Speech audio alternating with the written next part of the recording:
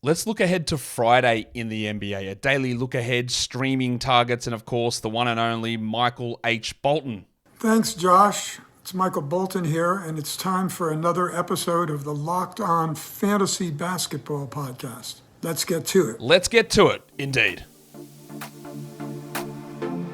You are Locked On Fantasy Basketball, your daily fantasy basketball podcast, part of the Locked On Podcast Network.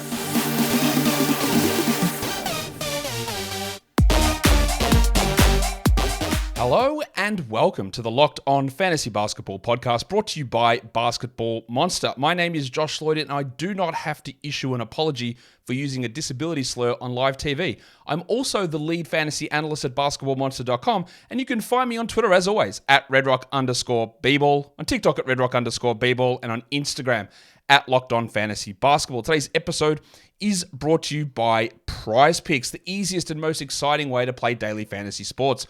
Go to prizepicks.com/LockedOnNBA and use the code LockedOnNBA, all lowercase, for a first deposit match up to $100. Thank you also for making Locked On Fantasy Basketball your first listen every day. We are free and we are available on all platforms. So, thank God we do not have a crazy slate of games coming up for Friday. It's a very manageable slate of games for the rest of the week, Thursday, Friday, Saturday, Sunday. We've got 7 games Friday, and then the shenanigans start next week with 12 games Monday and zero on Tuesday. I believe that's the election day, even though, are there even any elections going on? I don't even know what goes on over in that country anymore. Do you have elections every year? But maybe, I don't know. But there's 0 games on Tuesday. That'll bring us through to talk about these games. I don't even know if I hit that stinger already, but I'm hitting it again right now as we look ahead to the action on Friday with the 7 games. And let's start with some injury reports, and not good ones to begin, because Shai Gilgeous-Alexander is already listed as out. He has a knee injury. Hopefully, this isn't something that lingers. This is something that it didn't really get mentioned at all through the preseason when talking about. We love to focus on exactly what happened the year prior. That is it. This guy is injury prone because he got hurt in 1 year. This guy is an Iron Man because he didn't get hurt in that year. And Shai was pretty good last season, but he had a history of injuries in years past. A lot of people just rack those up to being fake. They weren't. I'm not saying that this is anything long-term or anything we need to worry about, or you don't draft him. You know my takes on injuries. But it's not ideal that we're in this situation, that he's missing a game. I think it's only going to be something quite short-term here for Shai. Maybe it's only a 1-game sort of situation, but that's where we're at. He's out for Friday. It does open up some very interesting possibilities on this squad, but their next game is not until Monday. They don't play across the weekend. So you're giving him that extra 4 days rest or so. I think maybe even 5 days rest. 4 days. Thursday, Friday, Saturday, Sunday rest for Shai and that knee. Nick Claxton remains out for the Nets. So does Cam Johnson, of course. We don't have an update. We'll talk about Dinwiddie and Dennis Smith. We do have an update. They're questionable. But at the moment, Johnson's going to be out probably, I would guess, for most of next week. And Claxton, initially I thought a week. We are past a week now on that ankle injury. And that's what, when we look at someone like a Scoot Henderson who hurt his ankle, and even a Corey Kispert for the Wizards who hurt their ankle yesterday, you'd have to expect that around a week is a reasonable estimation. Not great news if you're a member of the Martin family and you've got knees, because that's apparently something that they just can't get through. Cody has played 3 games in the last 2 seasons, and now Caleb Martin began the season, played 20 minutes and has not played since. This is looking not good for Caleb's knee injury. Obviously, now he's still rostered somehow in like 9% of 12-team leagues. Absolutely. I know you can stash him in IR, but he's not even going to be useful enough when he comes back, so that's a waste. He's out again. Derrick Rose is out for the next week. I fear Derrick Rose might be cooked. I think Jacob Gilead might be almost a better player than him at this point. He's not, but maybe he is. In terms of distribution skills, yes. But of course, if you play on ESPN and you're in a deep league and you're looking to stream in Jacob Gilead for assists, well, I'm sorry to tell you, you're shit out of luck, because he doesn't exist on their system. Just another one of those players that is a phantom out there as unknown player in the box score. There was someone else like that yesterday that was putting up numbers and doesn't exist on ESPN. I can't remember who it was. Someone will remind me in the comments or the chat here. I am listing Scooter Henderson as doubtful. He sprained his ankle last game. Billups said he was in significant pain after the game.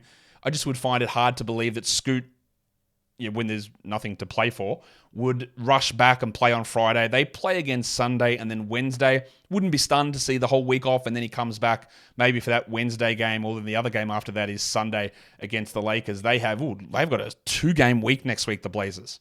There you go. So you wouldn't be shocked to see Scoot miss their next 4, come back 14th of November against Utah. That's pure speculation on my part, though. Other injuries, a bunch of questionable ones here. Tyrese Halliburton and Jalen Smith are both questionable in Indiana. We saw what happened last game without Smith. They got smacked by 50 points. I guess Halliburton being out had some sort of an impact there. With Tyrese out, we do look to McConnell, although I think he did get extra minutes in that game because it was a blowout, but he's the guy very clearly on a per-minute basis over Nembhard, even though Nembhard would start. And then for deeper leagues with Smith, if Smith is out, Isaiah Jackson blocked 4 shots in 20 minutes. But given the fact that if Halliburton's out, they would likely get smacked again. Who do they play? Yeah, the Cavs-ish. You might be interested in some TJ action or even some Isaiah Jackson action in that scenario. For the Mavs, we've got Kyrie questionable again. Now, I was fading off of Kyrie at the end of first, start of second round, large part because he had his groin injury heading into the season, but also because of the 2-game playoff week, which in the recommended schedule I used was finals week, and now he's played 2 games and missed 2 games and is questionable again for Friday with a foot issue. Not ideal. Kyrie has been relatively injury-free because he's only played half the games for other reasons through the last 2 or 3 years. If he is out, we're seeing Derek Jones be the big beneficiary. Josh Green gets the bump in minutes and starts, but Jones is the guy that gets more of the ball for some reason. But who am I to argue with coaching legend Jason Kidd? Because they're undefeated. If Kleber is out, that helps a little bit more of Derek Lively. It helps more of Grant Williams, and Dwight Powell gets the backup minutes. As I said, for Brooklyn, Dinwiddie and Smith are both questionable. We've got Johnson out already. So if Dinwiddie and Smith are out, their guard depth is so shallow. It doesn't matter if Cam Thompson shoots Cam Thompson. That's a mix between Johnson and Thomas. It doesn't matter if Cam Thomas shoots 4%. He's going to have to play because they don't have other options unless they're going to roll Keon Johnson out there. But if Dinwiddie and Smith are out, along with Claxton and Johnson, look for Trendon Watford to play. Look for Armani Brooks in deeper leagues. He dropped in some pretty big numbers last game. He was electric for them, and that would be at least another option that we can pay attention to. Some other injury updates here. Corey Kispert is listed questionable. I would question whether he's actually questionable. Dan Gafford was taken off the injury report, and now he's back on again as questionable. So when I created this slide, he wasn't on the injury report, but now he is. So yeah, Kispert, I think there's no chance that he plays. I don't believe he practiced. If he is out, you're just going to get more minutes into Bilal, I would guess, and more minutes into John Davis. And then you get some minutes for guys like Ryan Rollins, who I thought was all right. Orlando Shamet gets a boost there as well. But this team's a disaster. They're going up against the Heat, and are they going to get smacked again? Probably. I've got asterisks next to a bunch of these guys because they're all players that missed last game, but I didn't have official statuses on them when I created this. I do now. Jarrett Allen is officially questionable. Darius Garland is officially questionable for Friday's game. We know that if those guys miss, Strus, LeVert, Okoro all get bumps. We saw Dean Wade play extra minutes last game. It didn't really result in a huge amount of stuff.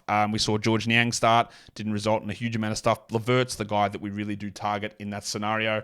Who else are we looking at? For the New York Knicks with Barrett, well, if Barrett is out, it's Josh Hart, and Barrett is officially questionable, but it does bump him up the ranks in terms of streaming priorities. And Dante DiVincenzo was pretty good last game as well. In Memphis, they have officially signed Bismack Biyombo, so he is available to play. We do not have an update yet on Santi Aldama, whether he's going to make his first action or first appearance for the season. It wasn't great for Tillman last game, but also remember, he played 29 minutes the game before. They got smashed by the Jazz in that last one, and him and a lot of other starters saw reduced minutes. I don't think that Biyombo is taking over that job from Tillman.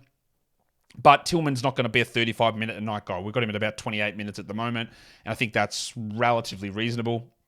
And the part of the reason why I'm not that big on that Aldama's going to take that job is they just don't love running Jaren out there at center for big chunks of time.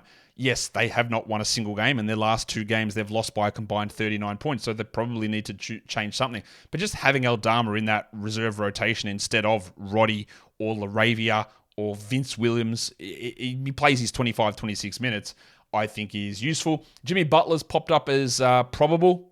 There's got to be something going on with Jim at the moment. He's just not playing well. The knee, he's already missed a game for it. Now he's back on the injury report with a probable tag. But everyone else, Kevin Love, who missed last game, Bam, Huckers, Highsmith, and Drew Smith, they're all listed as available. Today's episode is brought to you by Prize Picks. Prize Picks is daily fantasy sports made easy. It's the largest daily fantasy sports platform in North America. It's the most exciting, and it's the easiest way to play DFS. It's you v numbers. That is it. You v numbers, not v sharks, not v pros, not v spreadsheets, not v algorithms, not v the time that you don't have. They put out a player projection, and you just choose more or less. You do up to 6 of those, and you can win up to 25 times your entry fee back. 25 times your money. Basketball season, you guys should have the knowledge to be able to knock that out. You just select up to those 6 players and more or less on their projected stats, and Bob's your uncle. PrizePicks now offers Apple Pay as well for quick and easy deposits into your account this basketball season. So go to prizepicks.com/LockedOnNBA and use the promo code LockedOnNBA. It's all lowercase, and they get a first deposit match up to $100. That's prizepicks.com/LockedOnNBA. The promo code is LockedOnNBA for a first deposit match up to $100. PrizePicks is daily fantasy made easy. So let's look at the streams of the day. Let's start off with that. Bit of a change to the format of today's show. Well, that's more injuries. My bad. Nikola Jokic, Jamal Murray, and Christian Brown are all listed as probable. That's why I forgot, because we don't really worry too much about probable tags. But it means they are just carrying something a little bit.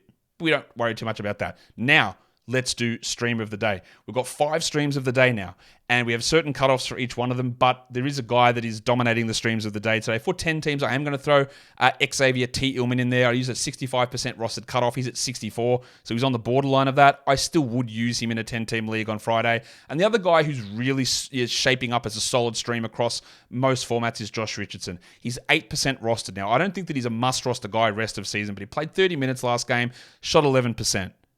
We know he's not going to do that, but the fact that he played 30 minutes in his second game back is encouraging. So in 12-team cat, 14-team cat, 16-team cat, Richardson's the option there for you.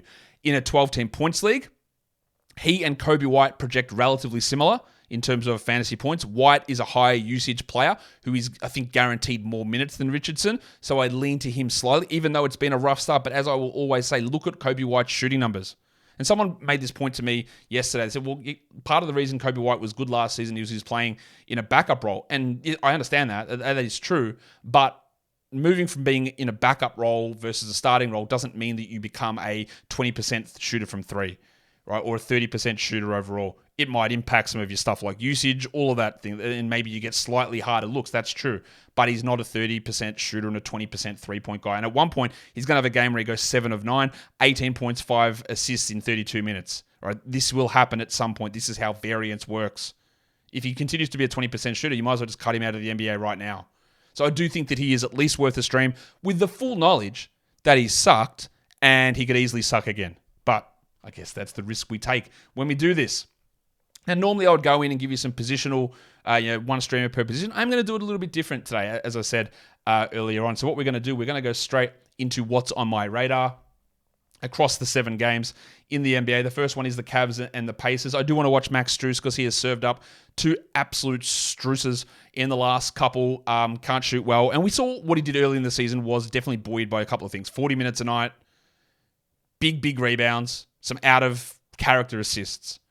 He is not a consistent shooter despite him being white and despite us looking at him as a good shooter. Right? The Winter Soldier is up and down. He is a 12-team league guy for now. I am yet to be convinced that he will remain that all season when Garland, but more importantly, Jarrett Allen also returns. We haven't seen this lineup yet. So he's going to start. He will play well, but we've seen some cracks appearing already. I also want to watch Ben Mathurin. Humpty Dumpty for the Pacers. They got kicked in the ass in that last game, and Mathurin has really struggled. Is there any growth in his game this season versus last season? At the moment, we'd lean no. but I'm not going to make that sweeping distinction at this point. So let's keep watching him and keep holding for now. The stream options, probably Isaac Okoro. And then on the Pacers side of things, I'm going to put TJ McConnell with an asterisk because we just don't know if Halliburton's going to play. And if Halliburton is out, McConnell, Nembhard, they jump into consideration. Buddy Hield's value rises, and then we look at Jalen Smith. If he is out, Isaiah Jackson moves in. So there could be a million stream options. By a million, I mean 4 on that Pacers side of things.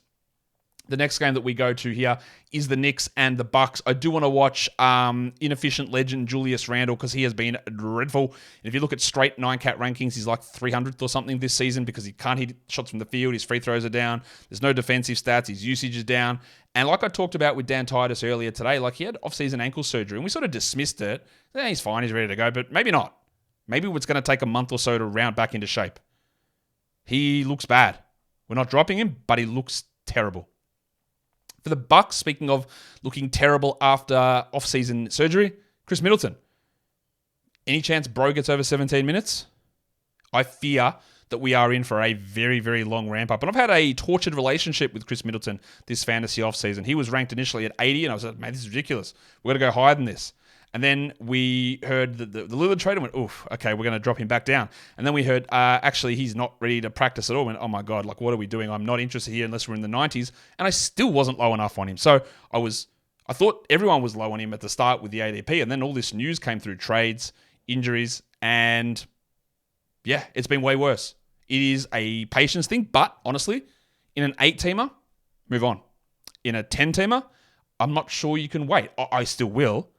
Because I like to give at least 2 to 3 weeks on a lot of this stuff. And I know Middleton's a proven performer. But I'm also a little worried that maybe his knees are just literally rooted. And it's going to be an ongoing long-term maintenance thing that they hope pushes them to the playoffs. If they get there, that maybe he's ready then. But it is going to be slow. For streams, we're looking at Josh Hart if RJ Barrett is out. If RJ Barrett is in, Hart is still there, but he's a lower priority. And then Malik Beasley, he's being very aggressive with the steal. So maybe he's turning into a Gary Trent as Adrian Griffin erroneously tries to instill a Raptors defensive principle on a team that it doesn't work on. But it is happening for Beasley. He's getting some nice threes. He's getting great minutes and he's getting some steals. So he is not rostered anywhere and he probably should be rostered in more spots than he currently is. The next game is the Warriors and the Thunder. And we do have to watch Andrew Wiggins because, again, useless. He's been terrible. They don't close games with him. And we thought that maybe it would be Kevon Looney who would move out of the lineup to put Chris Paul in a starting group. It's not. It's Wiggins. And with how he's playing and the lack of urgency in his game, he is trending towards a drop. We definitely don't do it yet. But in a category format, like a 10-teamer, he might have a week left for me. It's trying to read, okay, he's not a great category performer to begin with. We're seeing the presence of Chris Paul push him a little bit down and him being the first guy benched out of that group. And he just doesn't look right. We're hold for now, but man, show us something. For the Thunder, no Shea. So can the slob wizard Josh Giddey continue to do something? He's been very good the last 2 games. And this is another opportunity to take on more usage and more ball handling. In terms of streams, I do like Dario Saric ahead of John Kuminga for the Warriors. Kuminga's role is way down. And by the way, if you haven't, you can jack John Kuminga off. And I do want to watch Kason Wallace because I think there's a chance that he starts with Shea out. Maybe it isn't him. Maybe they go with Micic. Maybe they go with Aaron Wiggins. Maybe they throw Davis Bertans in there. Maybe they throw Usman Jeng in there and push Jalen Williams down to the 3. But I feel confident that Kayson's, who's been getting 20 minutes a night, will get at least 20 and push into something more. So he becomes a very, very intriguing streamer without me being super confident that that is the way that they're 100% going to go because I don't know that they're 100% going to go in that direction. Today's episode is also brought to you by FanDuel Sportsbook. Score early this NFL season with FanDuel, America's #1 sportsbook. Right now, new customers get $150 in bonus bets with any winning $5 moneyline bet. That's $150 if your team wins. So if you've been thinking about joining FanDuel, there's never been a better time to get in on the action. Why don't you throw, if Tyrese Halliburton's out, throw on a money line against the Pacers, for Cleveland, seems like a good way to be able to get that $150 in bonus bets in. You can also then use those bonus bets on individual player props. Maybe you use them for things like unders on Donovan Mitchell's scoring because he only has to play 3 quarters. Or you look at future bets, or you look at totals and spreads and all of that stuff over on FanDuel. So go to FanDuel.com/lockedon and kick off the NFL season. FanDuel is an official partner of the NFL, and don't forget to gamble responsibly. So let's go back through more of what's on my radar. We're looking at the Wizards and we're looking at Miami, and we have to look at Jordan Poole. This bloke is drowning. It is bad. 20 minutes only last game, but like I talked to again with Titus earlier today, he's not going to continue to be a 22% shooter.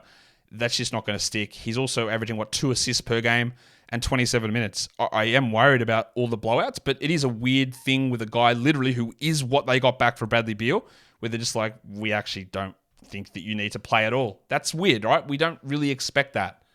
So I was relatively high on him, obviously. Like, you all know that. I didn't expect that they'd lose by 30 points every game, or that they would deprioritize Poole to the way they have, and he would come out and be as dreadful a shooter as he is. You can hate him as much as you want, right? But he's not that bad of a shooter. But let's watch it. Let's also watch Josh Richardson. What is his role like? How does it compare to Jaime Jaquez? Does he get 30 plus? Does he take over from Kyle Lowry? Because outside of the Grizzlies, the Heat are one of the worst teams in the NBA as well. In terms of streamers, Denny Avdia is available in over 50% of leagues. He somehow took more shots than Jordan Poole last game. He is moving into not must-roster 12-team territory, but getting close enough to it. But I can see him hovering in a 24-minute role while Bilal Coulibaly plays more minutes as we move forward. And Josh Richardson's a good stream there as well. But of course, the Dan Gafford thing is very interesting. I think he's a key, amazingly. He is a key to them keeping it close, because without him, there's no big man. Nobody can defend. Nobody can do anything without Dan Gafford, and that is a way that you might only win 5 games a season by relying upon Dan Gafford to be your only defensive presence. What else is on my radar here? Well, it's Brooklyn and Chicago. We don't know whether Dinwiddie is playing, of course, but let's watch Cam Thomas, because last game he did help with the steals, but the shot didn't fall, and this is what will happen with Cam. We knew that there was no way he would continue to do what he did. Can he maintain a role when things aren't rolling? Because this is part of the problem that I have been told about the way that the Nets have viewed things, is that they don't like the way that he plays ISO ball all the time. And it's just Cam Thomas, dribble, step back. And it's great when it goes in at 60%. But when it's dribble, step back, and it goes in at 10%, the other players are like, bro, what are you doing? And the coaching doesn't like that. At the moment, they're in a situation where they have to keep playing him. And he's an unbelievable scorer. He's been an unbelievable scorer since LSU. He's improved some other aspects of his game, but we need to start to see some other stuff come in, because when players return, Johnson, Claxton, Dinwiddie, Smith, he's probably going to have to move to the bench, and then we'll see what the role is. And then Kobe White, to me, he's got a leash on my teams until probably end of this week, maybe start of next week, but that's about it.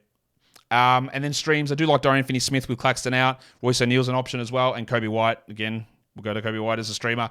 2, what else is on my radar in the Memphis and Portland game? Well, we do want to watch who's ringing up the sales with the cashier, Xavier T. Illman. Bad game last game, but the game before, it was bad, but he played 28 minutes and we shot 20%, and that's not going to be a realistic expectation. And overall, I think he's been okay all season. But how do they run him? And I think they will be able to run him pretty significant minutes against DeAndre Ayton. But how they use Biyombo in there will be something to watch. And then for the Blazers, I don't believe that Scoot is going to play. And this bloke, Toumani Camara, has been very impressive. If you're in a deeper league, you've got to add Camara. He's getting 20 minutes a night. And while Scoot is out and while Simons is out, he plays down at the 2, he plays the 3, he plays the 4. We do want to watch that. Also, we want to watch Shaedon Sharpe, who looks dominant. And there is no way at this point that Sharpe is moving back to the bench when Simons returns. Simons will start, but Thibault won't, because he's terrible. In terms of stream options, we've got Ziaire Williams, who's available in a lot of spots. He struggled last game as well, but he's going to get another chance, I would say. And then Kumara becomes somewhat of a stream guy, but that's probably more for deeper formats. What else is on my radar? Well, it's Dallas and Denver. Grant Williams has been very strong. I don't know that he is a must-roster 12-team league guy, but I'm not going to be against it if you tried it. He was really good last game. I'm not sure we get that production every night. And if Kyrie is out, maybe we consider Derek Jones as a streamer.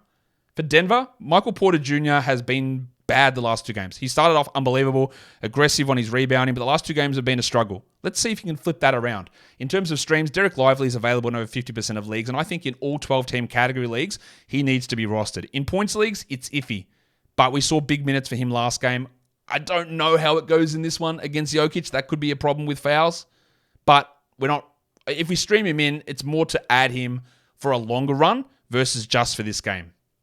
Christian Brown also been playing much better the last 3 games, largely at the expense of Porter, but he is at least worthy of a stream option for us. So for 2-for-1s, we've got some Friday, Saturday back-to-backs. So Kobe White, Chicago's got the back-to-back. Obi Toppin, the Pacers have got the back-to-back. Alex Caruso, obviously with the Bulls. Dorian Finney-Smith with the Nets, got that back-to-back. And then there's the Jalen Smith-Isaiah Jackson combination, depending on Smith's absence or presence, that you can use those as a streamer. Aaron Nesmith also. But we've got that Friday, Saturday back-to-back that we can target, and then we use our last ad on a Sunday. In terms of getting chunky, we like to look at a 5-game chunk, but it doesn't really exist for Friday, Saturday, Sunday, Monday, Tuesday, because Monday there's 12 games, not a real streaming day, and Tuesday there's 0 games. And across Friday, Saturday, Sunday, no one plays 3 games in a row. So it's about using those 2-for-1 back-to-backs on Friday, Saturday, and then just going sick on Sunday, and then you start the new week. Like the next time we get an option for a quality game, I believe, is next Thursday after Sunday, because 0 games Tuesday, big games Monday, big games Wednesday. And then we go back to Thursday where there are smaller games. And this is where I'm going to change things up. I did this last season. People seem to be like, can you just put streamers into one list? Sure. Here we go. All right. 10-team category league streamers, 6 names, all available in at least 35% of leagues, which I think works for 10-teamers. Xavier Tillman, Josh Richardson, Kobe White, Kyle Lowry, Emmanuel Quickley, and Alex Caruso. The numbers next to their names are their Yahoo roster percentages. For 12-team, these are all available in at least 60% of leagues. So, what are we, deep streams? I didn't mean to do deep streams. I meant to do 12-team streams. Where are we with that? There we go. That's better. 12-team streams. Josh Richardson, Kobe White, Kyle Lowry, Alex Caruso, Royce O'Neal, and Kason Wallace. You can throw Dorian Finney-Smith into that mix as well. But there's some interesting 12-team streams. For deeper leagues, these guys are all available in over 80% of leagues. Richardson again, Royce O'Neal again, Kason Wallace again. They're good streams across many different formats. Zaire Williams, Aaron Nesmith, and Malik Beasley, who probably should be rostered in more formats than he is. And lastly, we look at points leagues, more catered towards 12-team points league streams and Yahoo scoring. Kobe White, Josh Richardson, Kyle Lowry, Lou Dort, Denny Avdia, who you can stream in categories as well, obviously. But I used a 40% cutoff. That's why I didn't include him. And Kason Wallace as a points league stream. And that will do it for me today. Don't forget, follow this podcast, Apple Podcasts, Google Podcasts, Spotify, and on the Odyssey app and on YouTube. Thumb it up and leave your comments down below. Guys, we are done here. Thank you so much for listening, everyone. See ya.